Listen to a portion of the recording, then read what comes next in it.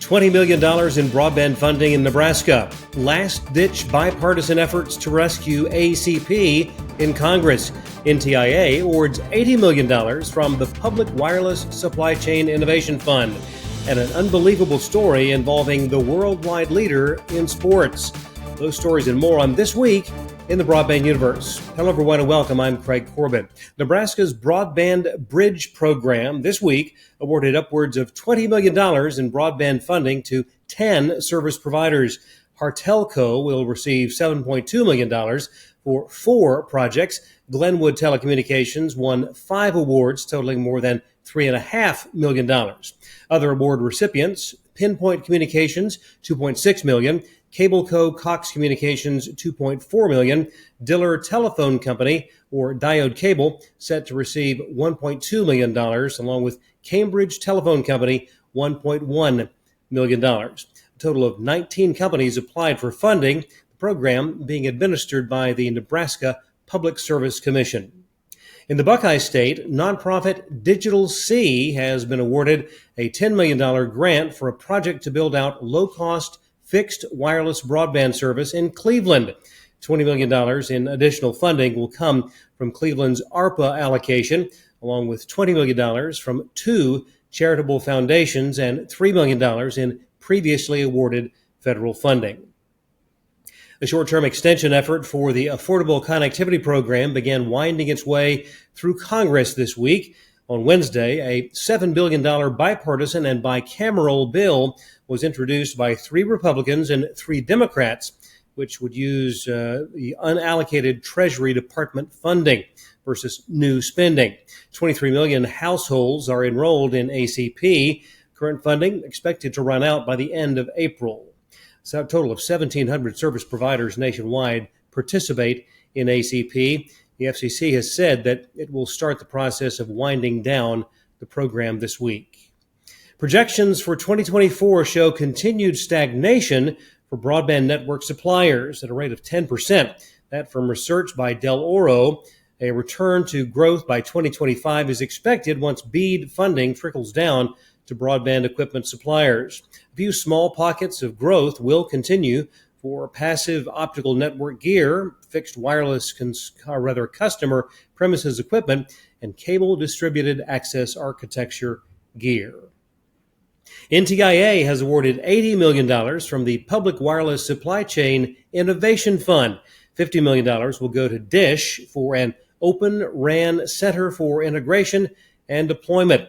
The ORCID project will be developed in Cheyenne, Wyoming, as a platform to test interoperability on Open RAN projects. The Public Wireless Supply Chain Innovation Fund has a budget of $1.5 billion and was created in 2022 as part of the U.S. efforts to minimize reliance on equipment from a number of Chinese vendors where equipment had been deemed to pose a security threat.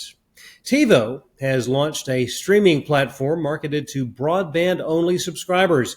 TiVo Broadband is a turnkey streaming platform which will allow ISPs and telecom operators to deliver premium subscription video on demand, SVOD, TiVo Plus free ad-supported television, along with customer-specific linear channels to a broadband-only customer base.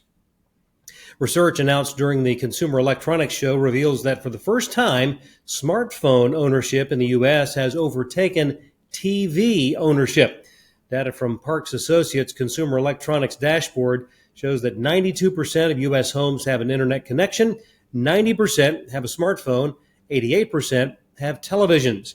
Other stats of note: 39% of U.S. households have at least one smartwatch, 31% have a security system, 89% subscribe to at least one streaming service, and the average number of connected devices per internet household is 17. The drop in viewership of most cable networks continued unabated during 2023. According to Nielsen, only one network, that's Fox News, averaged more than 2 million viewers. A decade ago, there were 6 such networks with that sized audience. According to Variety, both Fox News and CNN lost more than 20% of their respective audiences, with CNN down to 591,000 viewers on average. The loss of viewership isn't limited to cable networks. Streaming services felt a hit as well. Leader Netflix saw a viewing decline of 17% during 2023. That's more than 7 billion hours less viewing than in 2022. Netflix owns 7.4% of the streaming market. So what is the primary motivation for subscribing to video on demand worldwide? Well, the availability of live sports programming. According to Kantar's Entertainment on Demand special report, that is the case for 1 of every 4 subscribers. The recent Netflix Beckham series was the most watched VOD title in Britain during October.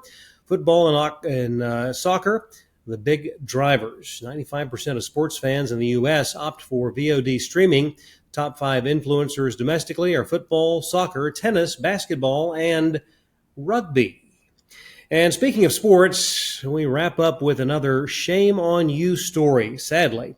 Each year, the National Academy of Television Arts and Sciences presents Emmy Awards in a multitude of categories. According to an investigation by The Athletic, ESPN, for more than a decade, entered fake names for Emmy consideration. They took more than the 30 statuettes, removed the fraudulent nameplates, then had the awards re-engraved and given to on-air staff, including Kirk Herbstreit, Lee Corso, Chris Fowler, Desmond Howard, and Samantha Ponder, among others. ESPN has admitted that staff had violated NATAS guidelines as far back as 1997 in Emmy categories where nominees were not eligible for recognition or to win the Emmy statuettes, saying that, quote, "This was a misguided attempt to recognize on-air individuals who were important members of our production team," end quote. ESPN has since returned the ill-gotten statuettes. The fraud was discovered by NATAS, which prompted investigations by that organization as well as ESPN. Goodness. Well, thanks for watching. We'll see you next time right here on This Week in the Broadband Universe.